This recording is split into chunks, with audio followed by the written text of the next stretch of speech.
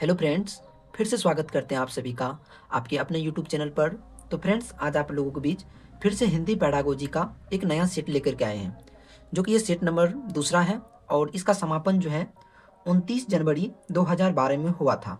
तो चलिए बिना लेट किए हुए हिंदी पैडागोजी का आज 15 पीवाईक्यू क्वेश्चन को सॉल्व करते हैं।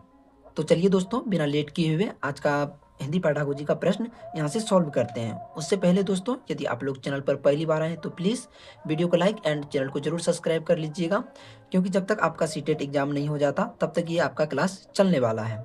तो चलिए, आज का प्रथम प्रश्न है, मंदिरा पहली कक्षा में पढ़ती है और वह मुझे आम बहुत अच्छा लगता है, मैं थक गई आदि वाक्यों का प्रयोग करती है मंदिरा। तो इसका पहला ऑप्शन में लिंग, वचन, क्रिया आदि की दृष्टि से सर्वनाम का प्रयोग करना जानती है। दूसरा ऑप्शन में केवल सर्वनाम का ही प्रयोग जानती है। तीसरा, केवल लिंग की दृष्टि से ही सर्वनाम का समुचित प्रयोग करना जानती है। और चौथा ऑप्शन में केवल में वाले वाक्य ही बोल सकती है। तो इसका कहने का मतलब है कि मंदिरा पहली कक्षा का एक स्टूडेंट है, जो कि मुझे आम बहुत अच्छा लगता है कहने में थक गई। तो इस वो जो है कौन वाक्य का प्रयोग कर रही है? तो मंदिरा जो है दोस्तों, वो लिंग, वचन, क्रिया आदि की दृष्टि से सर्वनाम का प्रयोग करना जानती है। तो इसका ऑप्शन नंबर ए जो है बिल्कुल सही हो जाएगा। तो उसके बाद दोस्तों बढ़ते हैं अगले प्रश्न की ओर। भाषा भाषा क्या है? तो पहला ऑप्शन में नियमों की जानकारी से ही निखरती है, विद्यालय से ही सीखी जाती है, एक नियमबद्ध व्यवस्था है। और चौथा ऑप्शन में सदैव व्याकरण के नियमों का ही अनुगमन करता है। तो फोर ऑप्शन में व्याकरण के अनुगमन, व्याकरण एक आप लोगों को पता होगा दोस्तों कि एक नेगेटिव वर्ड्स है, तो ये ऑप्शन बिल्कुल गलत हो जाएगा। और दूसरा ऑप्शन में, पहला ऑप्शन में नियमों की जानकारी से ही सीखी जाती है, या नियमों की जानकारी से ही नहीं सीखी जाती है, विविध तरीकों से सीखे जाते हैं, तो ये भी ऑप्शन बिल्कुल गलत हो जाएगा। और दूसरा ऑप्शन में विद्यालय में ही सीखी जाती है, नहीं, ये विद्यालय में नहीं, विद्यालय के बाहरी बाहरी का जीवन से भी सिखाया जाता है, यानी कि वातावरण से भी सीखा जाता है, तो ये ऑप्शन भी गलत हो जाएगा। भाषा जो है दोस्तों एक नियमबद्ध व्यवस्था है, यह ऑप्शन जो है ऑप्शन नंबर सी बिल्कुल सही हो जाएगा। तो दोस्तों उसके बाद बढ़ते हैं अगली प्रश्न की ओर, जो कि अगला प्रश्न भाषा की पाठ्य पुस्तक का निर्माण करते समय सबसे कम महत्वपूर्ण बिंदु है। तो इसका पहला ऑप्शन में भाषा भाषा की विभिन्न छटाएं, दूसरा ऑप्शन में अभ्यासों में विविधता, और तीसरा ऑप्शन में पाठों की संख्या, और चौथा में विषय वस्तु में वैविध्य। तो इसमें बोला है कि सबसे कम महत्वपूर्ण कौन है? तो इसमें सबसे कम महत्वपूर्ण जो हो जाएगा दोस्तों, वो पाठों की संख्या हो जाएगा। तो इसका ऑप्शन नंबर सी जो है बिल्कुल सही हो जाएगा। और इससे पहले दोस्तों, आप लोग को चीज़ें अच्छी लग रही है और समझ में आ रही है, अगर आप लोग सॉल्व कर पा रहे हैं आसानी से, तो आप लोग प्लीज़ वीडियो को लाइक एंड चैनल को जरूर सब्सक्राइब करिएगा। उसके बाद चलिए बढ़ते हैं अगली प्रश्न की ओर। और दोस्तों मतलब प्रश्न पढ़ने में थोड़ा प्रॉब्लम हो जाता है, क्योंकि बार बार कैमरा को देखना पड़ता है, तो उसको आप लोग देख लीजिएगा। अगला प्रश्न है, एक से अधिक भाषाओं का प्रयोग।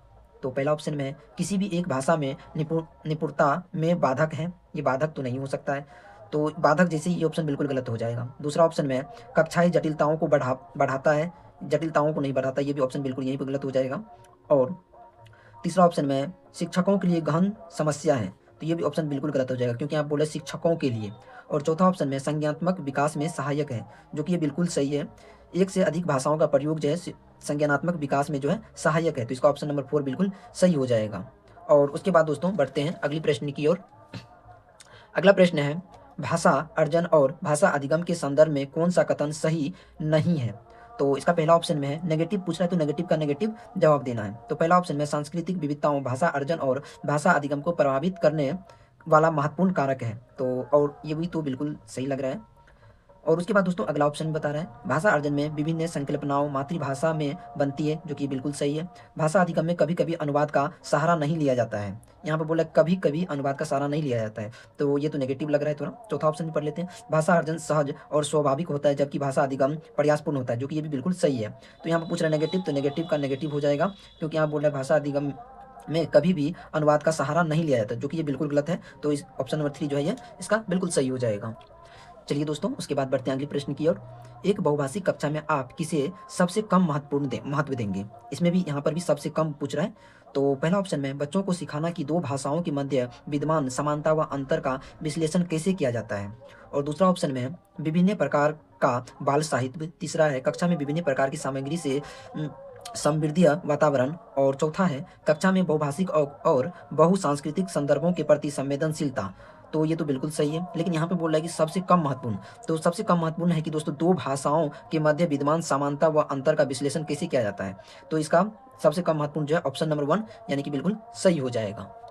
चलिए उसके बाद दोस्तों बढ़ते हैं अगली प्रश्न की ओर, जो कि आपका 97 नंबर का प्रश्न है। तो पहला क्वेश्चन है, प्राथमिक स्तर पर भाषा की पाठ्य पुस्तकों में किस तरह की रचनाओं को स्थान दिया जाना चाहिए? केवल कहानियां एवं कविताएं? केवल है तो ये तो बिल्कुल गलत हो जाएगा, क्योंकि आप लोगों को पता होगा कि केवल एक नेगेटिव वर्ड्स है। और दूसरा ऑप्शन में विदेशी साहित्य की रचना नहीं करना, ये भी बिल्कुल गलत हो जाएगा। और तीसरा है ऐसी रचनाएं जो बच्चों के परिवेश से जुड़ी हो और जिनमें भाषा की अलग अलग छटाएं हो। तो ये बिल्कुल ही सही है, क्योंकि आप बोले कि बच्चों के परिवेश से जुड़ी हो, क्योंकि सब जितना भी चीज़ करना है वो बच्चे के परिवेश से जुड़ा रहेगा, वही चीज़ करना है। तो ये ऑप्शन बिल्कुल ठीक लग रहा है। चौथा ऑप्शन में जो प्रत्येक रूप से मूल्यों पर आधारित हो, नहीं। तो ये इसका ऑप्शन नंबर 3 जो है बिल्कुल सही हो जाएगा। चलिए दोस्तों उसके बाद बढ़ते हैं अगले प्रश्न की ओर। अगला प्रश्न है, निम्नलिखित में से कौन सा द्वितीयक भाषा शिक्षण का उद्देश्य नहीं है? तो ये नहीं को आप लोग देखकर आंसर कीजिएगा। तो इसका पहला ऑप्शन में बोलने की क्षमता के अनुरूप लिखने की क्षमता का विकार, और दूसरा ऑप्शन में विभिन्न क्षेत्रों स्थितियों में हिंदी की विभिन्न प्रयुक्तियों को समझने की योग्यता का विकास, और तीसरा है हिंदी के व्याकरण नियमों का कंठस्थ करना यानी कि याद करना। तो यहाँ पर नेगेटिव पूछ रहा है तो नेगेटिव का नेगेटिव हो जाएगा, ऑप्शन नंबर 3 ही जो इसका जो है बिल्कुल सही हो जाएगा, क्योंकि व्याकरण नियमों और याद करना जो है एक नेगेटिव वर्ड्स होता है, ये आप लोगों को पता होगा। उसके बाद दोस्तों बढ़ते हैं अगले प्रश्न की ओर, जो कि अगला प्रश्न है, हिंदी भाषा का मूल्यांकन करते समय आप सबसे ज़्यादा किसे महत्व देंगे? तो इसका पहला ऑप्शन में है व्याकरण नियमों का। तो व्याकरण नियम तो नहीं हो जाएगा, क्योंकि मैंने इससे पहले भी आप लोगों को बताया कि व्याकरण जो है एक नेगेटिव वर्ड्स होता है। और दूसरा ऑप्शन में है सीखने की क्षमता का आकलन, जो कि ठीक है। और तीसरा ऑप्शन में काव्य सौंदर्य, ये भी ठीक है। और निबंध लिखने की योग्यता, जो कि ये भी ठीक है। लेकिन यहाँ पे बोल रहा है कि सबसे महत्वपूर्ण कौन है? तो सबसे महत्व आप जो देंगे वो सीखने की क्षमता का आकलन करना, जो कि ऑप्शन नंबर बी जो है यानी कि 2 बिल्कुल सही हो जाएगा। चलिए दोस्तों उसके बाद बढ़ते हैं अगली प्रश्न की ओर। अगला प्रश्न है, निम्नलिखित में से कौन सा बच्चों की भाषिक क्षमता के आकलन का सबसे उचित तरीका है?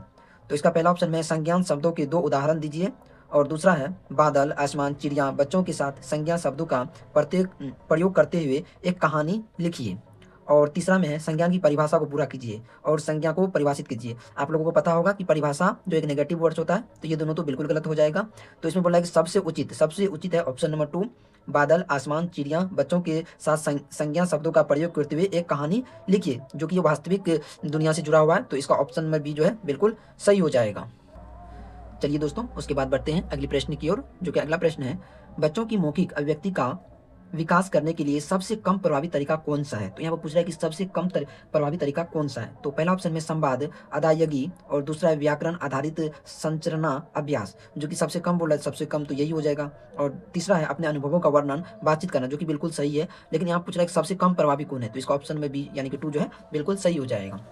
आप लोग दोस्तों एक टैग वर्ड्स होता है, टैग वर्ड्स कर लीजिएगा, तो उसकी मदद से आप लोग क्वेश्चन जो है अच्छे से सोल्व कर पाइएगा पेडागोजी का, चाहे वह कोई भी सब्जेक्ट हो, चाहे सीडीपी हो, ईवीएस हो, या मैथ हो, या हिंदी हो, चाहे वो कोई भी सब्जेक्ट हो। टैग वर्ड्स आपका हर जगह मदद करता है थोड़ा थोड़ा। चलिए उसके बाद बढ़ते हैं अगली प्रश्न की ओर। भाषा सीखने के लिए कौन सा कारक सर्वाधिक महत्वपूर्ण है, सबसे महत्वपूर्ण है? तो पहला ऑप्शन में है समृद्धि भाषिक वातावरण, और दूसरा है भाषा के व्याकरण नियम, और तीसरा है पाठ पर आधारित प्रश्नोत्तर, और चौथा है भाषा की पाठ्य पुस्तकें। तो बताइएगा दोस्तों इसका क्या आंसर होगा? तो इसका सर्वाधिक महत्वपूर्ण जो है दोस्तों वो हो जाएगा ऑप्शन नंबर ए, क्योंकि यहाँ पर दूसरा बोले व्याकरण नियम, व्याकरण एक नेगेटिव वर्ड्स होता है, ये तो गलत हो जाएगा। और प्रश्न, विद्यार्थी से प्रश्न भी नहीं करना है, ये भी गलत हो जाएगा। और चौथा है भाषा की पाठ्य पुस्तक, तो ये भी एक गलत हो जाएगा। तो इसका ऑप्शन नंबर 1 जो है ये बिल्कुल सही हो जाएगा। तो चलिए उसके बाद बढ़ते हैं अगली प्रश्न की ओर। उससे पहले दोस्तों आज हिंदी पेडागोजी का ये 15 प्रश्न है, तो आप लोग 15 में से जो है कितना सही कर पाते हैं सॉल्व, 15 में 13, 15 में 12, कितना आप लोगों ने खुद से सॉल्व किया है वह जो है आप लोग कमेंट करके जरूर बताइएगा। अगली प्रश्न की ओर बढ़ते हैं, दृष्टिबाधित बच्चों को भाषा सिखाते समय, तो बताइएगा इसका क्या होगा आंसर। पहला ऑप्शन में अधिक से अधिक मौखिक भाषा का प्रयोग करना चाहिए, जो कि बिल्कुल सही है, क्योंकि बच्चा जो है वह दृष्टिबाधित है, यानी कि उसको देखने में प्रॉब्लम है, उसको दिख ही नहीं रहा है कुछ हो। तो दूसरा ऑप्शन में उन्हें कक्षा में अलग बैठाना चाहिए ताकि उन पर विशेष ध्यान दिया जाए, अलग नहीं बैठाना है, ये तो बिल्कुल गलत हो जाएगा। और तीसरा है उन्हें विभिन्न भाषिक गतिविधियों में शामिल नहीं करना चाहिए, नहीं शामिल नहीं करना, नहीं करना है, ये भी ऑप्शन बिल्कुल गलत हो जाएगा। और चौथा है कम पाठों वाली पाठ्य पुस्तक का निर्माण किया जाना चाहिए, जो कि बिल्कुल गलत है। तो दृष्टिबाधित जो बच्चा है उसको जो है अधिक से अधिक मौखिक भाषा का प्रयोग करना चाहिए। तो इसका ऑप्शन नंबर 1 जो है वो बिल्कुल सही हो जाएगा। चलिएगा उसके बाद अगली प्रश्न की ओर बढ़ते हैं। बहुभाषिकता, इसमें तो आंसर लगा हुआ है। बहुभाषिकता जो है दोस्तों भाषा सीखने में एक महत्वपूर्ण संसाधन है। तो इसका ऑप्शन नंबर 4 जो है वो बिल्कुल सही हो जाएगा। चलिए उसके बाद हिंदी पैडागोजी का ये आज का लास्ट प्रश्न है। तो इसका आंसर जो है दोस्तों आप लोगों को कमेंट में देना है कि इसका सही आंसर क्या होगा। बच्चे विद्यालय आने से पहले क्या, तो पहला ऑप्शन में है भाषा के चारों कौशल के पूर्व अधिकार रखते हैं। दूसरा में है अपनी भाषा की नियमबद्धता व्यवस्था की व्यवहारिक कुशलता के साथ आते हैं। और तीसरा है कोरी प्लेट होते हैं। और चौथा है भाषा का समुचित उपयोग करने में समर्थन ना ही होते हैं। तो इसका आंसर क्या होगा वो आप लोग कमेंट में जरूर बताइएगा। और इससे पहले आप लोगों ने ये 15 क्वेश्चन में से जो है कितना आप लोगों ने खुद से सॉल्व किया है वो जो है आप लोग कमेंट करके जरूर बताइएगा। और आप लोगों को वीडियो अच्छा लगा हो और इसी प्रकार का वीडियो आप चाहते हैं तो प्लीज़ वीडियो को लाइक एंड चैनल को जरूर सब्सक्राइब करिएगा, क्योंकि ये आपका सीटेट फरवरी 2026 के लिए सारे क्वेश्चन बहुत ही ज़्यादा इंपॉर्टेंट हैं। मिलते हैं नेक्स्ट सेट के साथ, तब तक के लिए बाय, लाइक एंड सब्सक्राइब।